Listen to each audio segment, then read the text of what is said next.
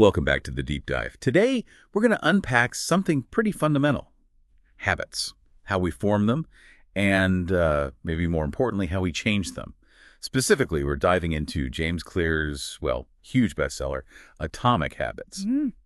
So our mission here is basically to pull out the real key takeaways from the comprehensive review we've looked at. Kind of a shortcut for you to grasp the core ideas and, crucially, how you might actually use them. Yeah, and the using them part is central. That title, Atomic Habits, it's quite deliberate. Atomic means two things here, like really, really tiny, almost invisible changes, Okay. but also like an atom, the source of immense power. So tiny changes done consistently lead to, well, remarkable results over time. That's the core idea. And Clear pulls this together from psychology, neuroscience, personal development, but makes it super actionable. Okay, actionable is good. So let's get right to the core thesis. There's this one quote that seems to capture the whole thing. What is it? And does it mean, like, willpower isn't the main thing? That's exactly the question it raises. The quote, the sort of anchor for the book is, "You do not rise to the level of your goals. You fall to the level of your systems." Ooh, okay. Say that again. You do not rise to the level of your goals. You fall to the level of your systems. Oh. It flips the script, right? Yeah. It's not about having more willpower or some, massive motivational surge. Which is what we usually think. Exactly. Instead, Clear says it's about building effective systems, routines, environments, processes that just make the good behaviors happen almost naturally. So the system does the heavy lifting, not your willpower muscle. Precisely. Willpower is great, but it's finite. A good system works even when you're tired or unmotivated. Okay, fall to the level of your systems. Mhm. That really sticks with you. It shifts focus from, like, a heroic effort to just consistent design. Mm-hmm. Now, the book gives a clear structure for building these systems, right? These 4 laws. Yes, exactly. The 4 laws of behavior change. And they're structured around a pretty standard model from behavioral psychology, the cue, craving, response, reward loop. Each law tackles one part of that loop to help you build good habits and break bad ones. Cue, craving, response, reward. Got it. Okay, let's break them down. Law number 1. The first law is make it obvious. This targets the cue. Make it obvious. So, like, don't hide your running shoes. Sort of. It's about awareness, firstly. Really? Knowing your current habits. But yes, then it's about making the cues for your desired habits really visible and clear. Oh, okay. He introduces concepts like habit stacking. Don't just say, I'll meditate. Say, after I pour my morning coffee, that's the existing habit, the cue, I will meditate for 1 minute. You anchor it to something you already do. Exactly. And implementation intentions. I will behavior at time and location. Super specific. So I will do 10 push-ups after my coffee in the kitchen, not just I'll exercise more. Precisely. Or, yeah, leave your running shoes by the door. Design your environment so the cue is unavoidable. Leave the book on your pillow. Makes sense. Very practical. Okay, what's law 2? Law 2, make it attractive. This focuses on the craving. Attractive. Yeah. So making the habit appealing. Yeah, basically increasing the dopamine hit associated with the good habit. Making it something you want to do, not just have to do. How do you do that for something like flossing? Good question. One key technique is temptation bundling.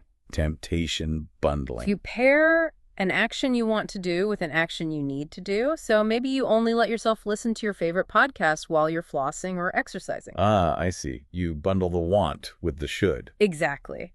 Or you join a group or culture where your desired behavior is the norm.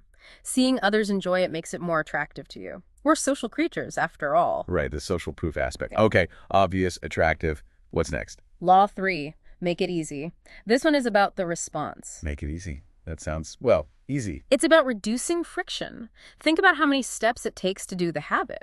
How can you remove some? Okay. The star concept here is the 2-minute rule. With the 2-minute rule. Yeah, when you start a new habit, it should take less than 2 minutes to do. 2 minutes. Yes. The goal isn't mastery at first. It's just showing up. So read before bed becomes read 1 page. Do yoga becomes take out my yoga mat. Oh, I get it. It lowers the barrier to starting so much that you can't really say no. Exactly. You master the art of showing up. The rest follows.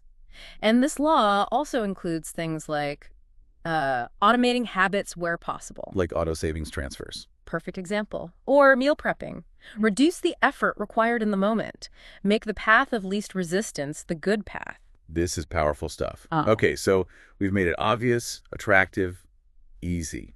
What's the final law? Law 4. Make it satisfying. This targets the reward. Satisfying. So give yourself a treat. Kind of, but it needs to be immediate. The human brain prioritizes immediate rewards over delayed ones. This is why bad habits are so sticky. The reward is usually instant. Right, like smoking or eating junk food feels good now. Exactly. Good habits are often the opposite. The pain is now, the reward is later, like exercise. So how do you make the good habit immediately satisfying? You need to find a way to give yourself an immediate success signal. A classic tactic is habit tracking. Like putting an X on a calendar. Yes. Seeing that chain grow, not wanting to break the chain, that visual progress feels satisfying now.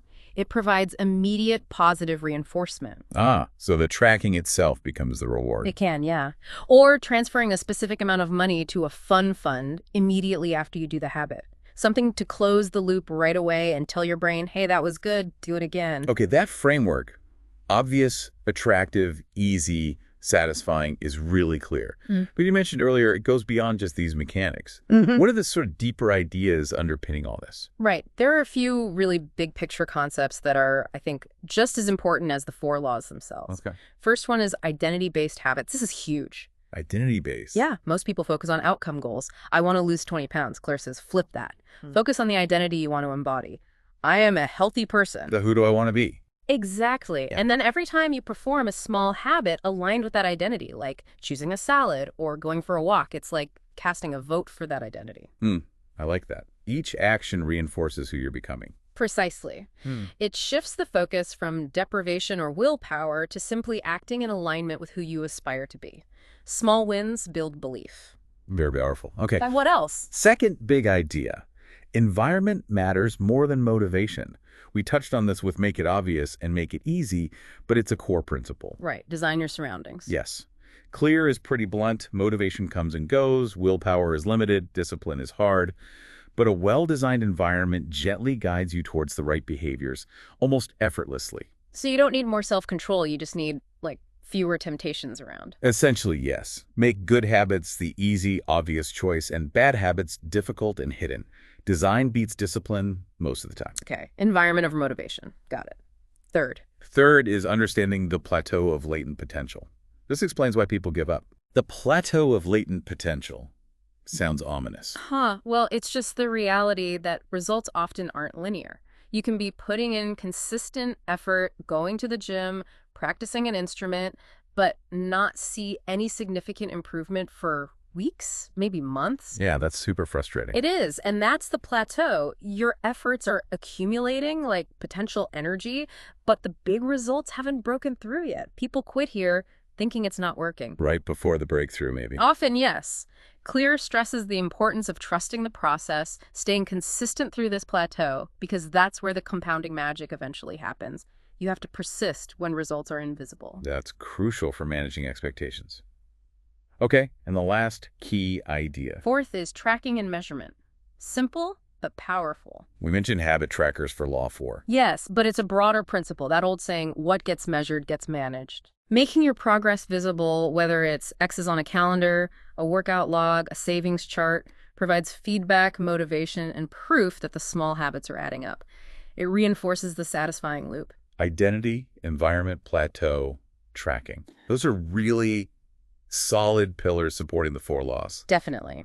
They provide the why and the how to stick with it beyond just the initial setup. Okay, so this all sounds incredibly useful, very practical. Yeah. But no book is perfect. Did the review mention any downsides or critiques? It did, yeah. It's good to have a balanced view. The strengths are pretty clear. Yeah. It's super actionable. Like, you read a chapter, you know exactly what to try. Yeah. It's grounded in science, cognitive and behavioral psychology, even if it doesn't go super deep. Okay. It's well written, very clear, concise, engaging, no real jargon. Hugely universal, applies to fitness, work, creativity, relationships, Right. and tons of real-life examples, from famous people to everyday folks, which makes it relatable. Okay, those are strong positives. What about the critiques? Some people find it a bit repetitive. Clear hammers home the key points, which is effective, but maybe feels like over-explanation sometimes if you grasp it quickly. It's also, not necessarily revolutionary if you've read other habit literature, like Charles Duhigg's The Power of Habit. Clear builds on that, but focuses much more on the how-to. So more practical, less theoretical novelty, perhaps. Exactly. And tied to that, it stays at a pretty accessible pop psychology level, which is great for reach, but maybe lacks deep academic rigor for someone really steeped in the field. Okay, fair points. Makes sense. So considering all that, who is this deep dive really for? Who gets the most out of understanding atomic habits? Honestly, pretty much anyone who's ever tried to change a behavior and struggled. So most people. Probably. But specifically, if you're feeling stuck, if you know what you should do but can't seem to stick with it, this provides a really clear roadmap.